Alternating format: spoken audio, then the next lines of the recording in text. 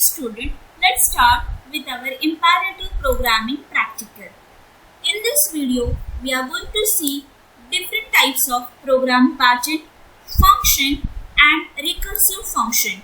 Let's start with our program. First program is about to print a given pattern. You can see over here, if you want to print such kind of patterns, you require two variables.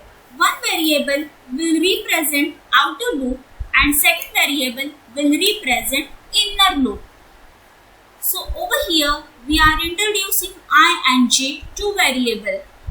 I loop is my outer loop which will represent my rows and j loop is inner loop representing my columns. Now over here inside the inner loop it will print the current column number which will represented by j. All the columns of the rows will move towards the next line with the help of /n. So if you are giving within your inner block j variable, that is your inner loop variable, so you will get the series of numbers. If you are giving outer variable for printf, it will print the repetitions of numbers, and with the help of that you can create n numbers of patterns. Now let's see how basically we are getting this output.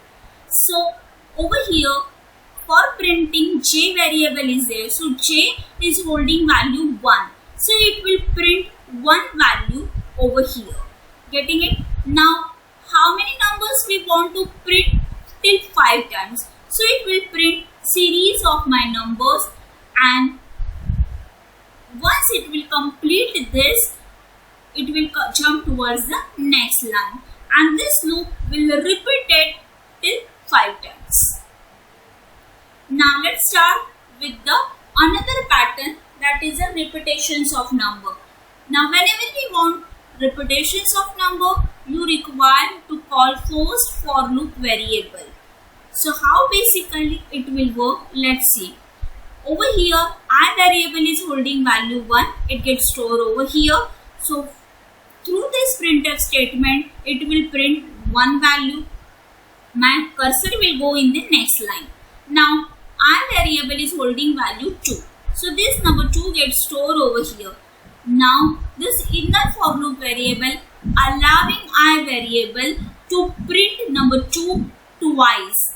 Once it will print that, cursor will go in the next line. So this will continue till my I variable is holding value 5.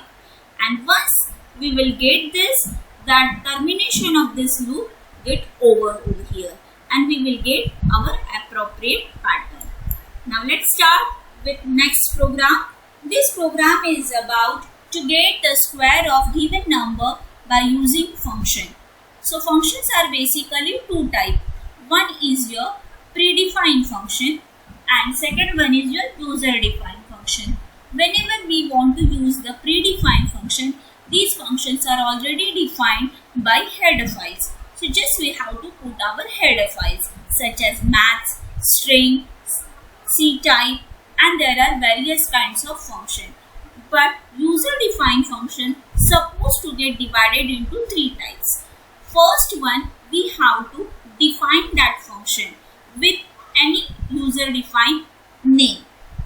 After that, through main function, we have to call that function. And once we have defined and call that, we have to declare. Means which part we want to execute through that function, we have to declare over here. Now we want to find out the square of number. So this process we have to declare through that function. Let's start with our program. Over here we are introducing two variables, that is r and a. A variable, through a variable user can enter the value. Whichever number user want, that should get converted into square of that. So that number user can enter over here. So that number gets stored within rev function, and this answer get returned to r variable. So that's why within the printf function r is there. So R variable is holding the square of number. So that formula, this process get declared over here. You can see over here, int x get passed over here. Int x is nothing but my parameter list. X is my dummy variable. Through this, we are giving the hint to the compiler which things we want to process. That is a multiplication of x. So that's why I am getting my square of numbers. Now let's start with another program. This program is about swapping two numbers by using function. This swapping number already we did in previous program. But within this program, we will see how to swap the value by using three variables. So third variable is my dummy variable. Let's start with this program. Once again, user defined function always divided into three parts. That is a function defining, function calling through main function, and function declaration. So over here, swap function we have to use.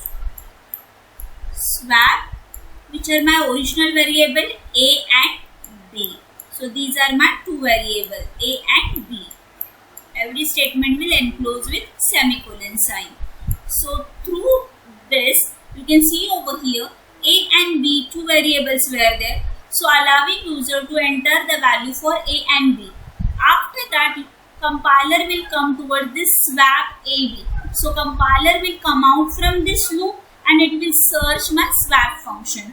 So over here, after main function, we have declared my swap function.